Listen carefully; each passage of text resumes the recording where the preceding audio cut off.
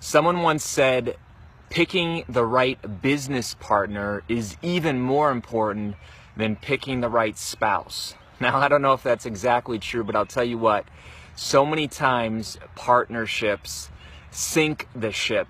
I mean, they just are toxic. They can become very negative, but I'll tell you what, the best thing that I've ever done in my career is find the right business partner. David Branderhorst has taken our business to a whole new level.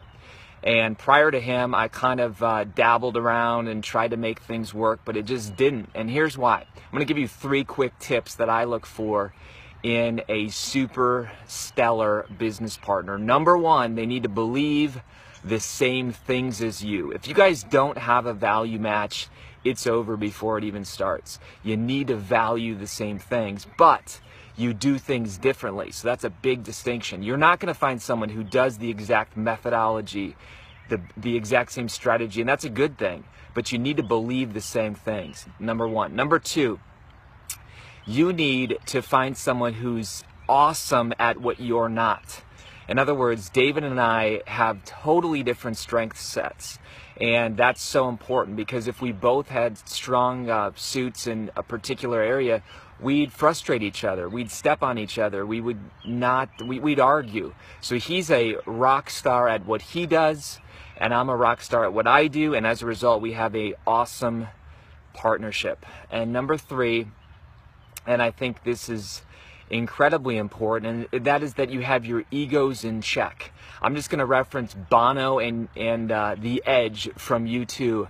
Earlier in my career, I did a lot of study of the band U2, because I was like, why in the world can 4 guys who started out at 14 and 15-year-olds in a band, how can they continue to have a crazy cool partnership that is one of the industry leaders in their genre, and they've gone 4 decades and they've created new music. They're not recycling old music. How do they do that? Well, one of the things is that they keep their egos in check. I know everybody thinks Bono has a big ego, and I'm sure he does, but here's the point.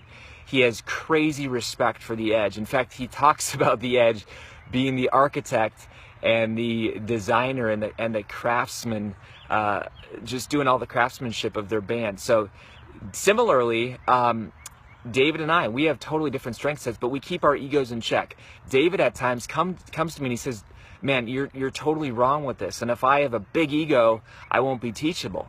Likewise, David kind of lets me be out on the front lines and be, really the communicator. That doesn't mean he has a lesser role. In fact, his role is, I would argue, even more significant. So those are the 3 tips I look for in a business partnership. I hope that helps you. And find the right one. Don't jump too early. I always say it's better to date than get married. So try something out with a business partner first. Try an event and date and collaborate before you get married within the business world. Be a soul on fire. This is Kary Oberbrunner.